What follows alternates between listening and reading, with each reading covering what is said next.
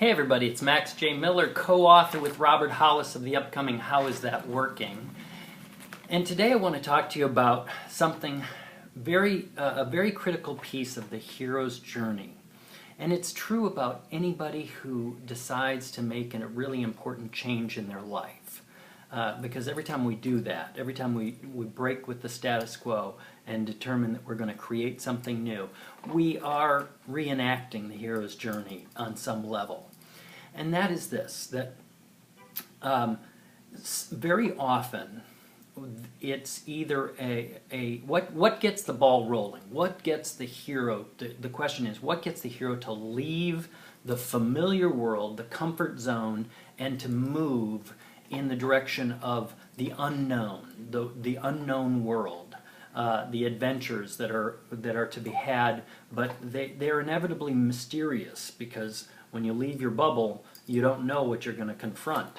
So what is the incitement? What causes the individual to make that move? Well, in the great stories, it's either one of two things. It's something external. You know, there's some threat to the community, there's some threat to the environment, or something happens to the individual and they're literally extracted from their community and thrust into an adventure.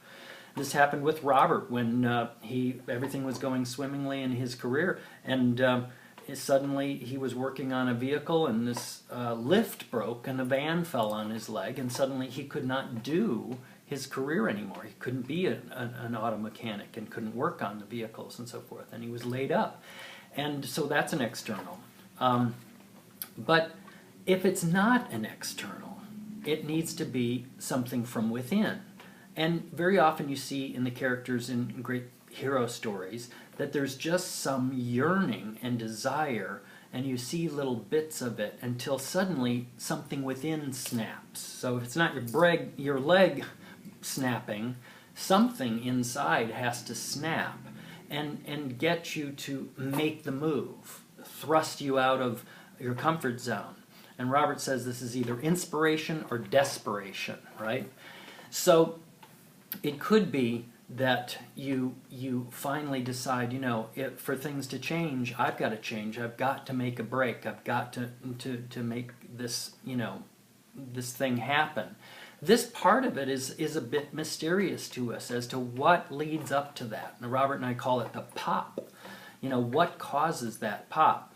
See, the thing is, most people, when they think about making a change, they come up with really common sort of excuses.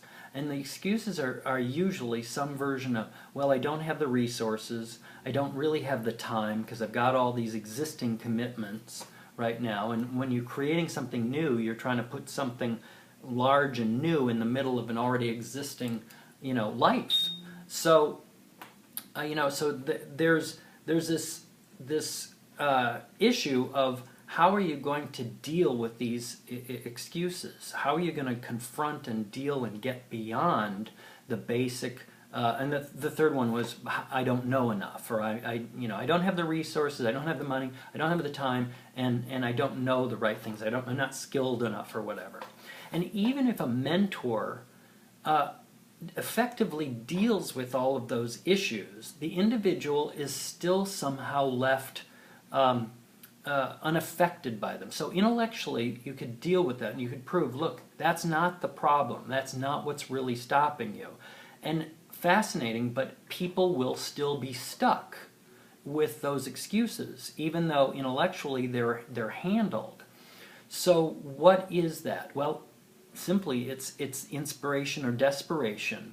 And you want to look in your own story at where your own resistance is to letting that reality kind of sink in, that for things to change, you have to change, and you need to let yourself be fully present to either the inspiration or the desperation, and somehow almost manufacture it if you're going to get beyond that place of the threshold where you're stuck.